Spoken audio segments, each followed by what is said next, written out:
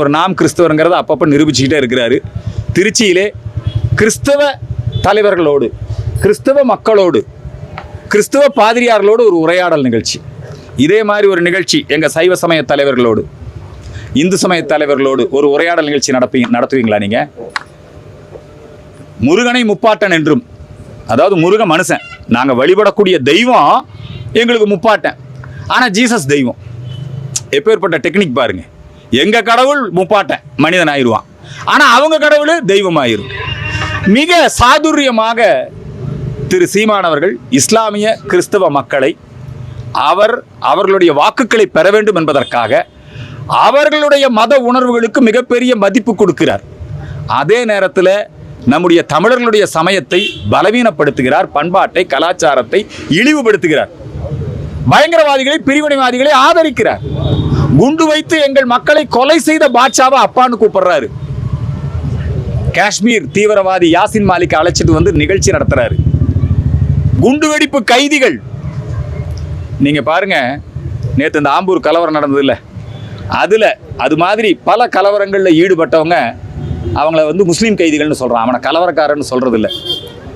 நம்முடைய ஆடிட்டர் ரமேஷை கொலை செய்த பன்னா இஸ்மாயில், பிலால் மாலிக், அவங்களோடலாம் போய் நேரில் ஜெயிலில் பார்த்து அவங்களோடலாம் உரையாடுறாரு. இஸ்லாமிய கைதிகளை விடுதலை செய்யணும்னு போராடுறாரு. இது எந்த வகையிலும் நியாயமில்லை. நாம் தமிழர் என்கிற பெயரிலே திரு சீமானவர்கள் பிளவுவாத அரசியலை உருவாக்கி வருகிறார். அவருடைய இரட்டை வேடத்தை தமிழர்கள், உண்மை தமிழர்கள் உணர்ந்து கொள்வார்கள் என்பதை இந்த நேரத்திலே தெரிவித்துக் கொள்கிறேன். சீமான் அவர்கள் வந்து மரங்கள் மாநாடு நடத்துறாரு. இது எதுக்காக? இது எப்படி பார்க்குறீங்க? ஆடு மாடுகளுக்கு மாநாடு, மலையேறி மாடு மேய்த்தல், மரங்கள், அதற்கான அந்த அற்புதமான மாநாடு, இதெல்லாம் வந்து நாங்கள் செஞ்சிட்டு இருக்கிற வேலை, புரியுதுங்களா? இவர் மாடுகளை காப்போன்னு ஆடு மாடுகளுக்கு மாநாடு நடத்தினார் இல்லையா? ஆனால் இன்னொரு பக்கம் என்ன சொல்கிறாரு? மாட்டுக்கறி திம்போங்கிறார். நல்லா மாட்டுக்கறி திம்போம். இவர் ரெட்டை வேடம்.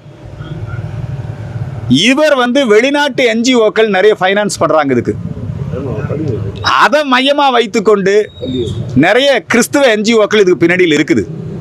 நீங்கள் உண்மையிலேயே ஈசா யோக மையம் தமிழ்நாடு முழுக்க மரங்களை நட்டு வளர்த்து பசுமை பாதுகாப்பு அமைப்பாக பசுமை கரங்கள் திட்டத்தின் மூலமாக வெகு சிறப்பாக செயல்பட்டு கொண்டிருக்கிறது.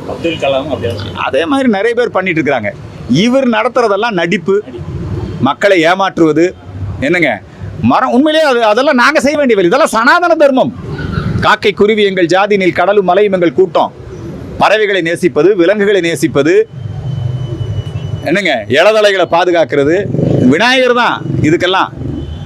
அவங்க வந்து எங்கள் மக்களை ஏமாற்றி இப்படி பேச, அதுக்கு பின்னணியில் மிகப்பெரிய விஷயங்கள்லாம் இருக்குது. இப்போ பாருங்கள், பூ உலகின் நண்பர்கள் இருக்கிறார் இல்லையா, சுந்தர்ராஜ், அவரெல்லாம் இப்போ என்ன பண்ணுறாருன்னா, அவர் இப்போ இங்கே வந்து பூ உலகின் நண்பர்கள் மண்ணை சுரண்டி விற்று ஊழல் பண்ணி பொன்முடி 3 ஆண்டு தண்டனை.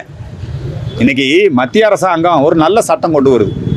அந்த சட்டத்தின்படி பிரதமராக இருந்தாலும் இன்னைக்கு அதிகமான முதலமைச்சர் பிஜேபியில் தான் இருக்காங்க. பிரதமர் எங்கே இருக்கிறாரு? பிஜேபியில் தான் இருக்கிறார். ஆனாலும் 30 நாட்கள் தொடர்ந்து ஒருத்தன் ஜெயிலில் இருந்தான்னா மந்திரியாக இருக்க முடியாது இல்லைங்களா?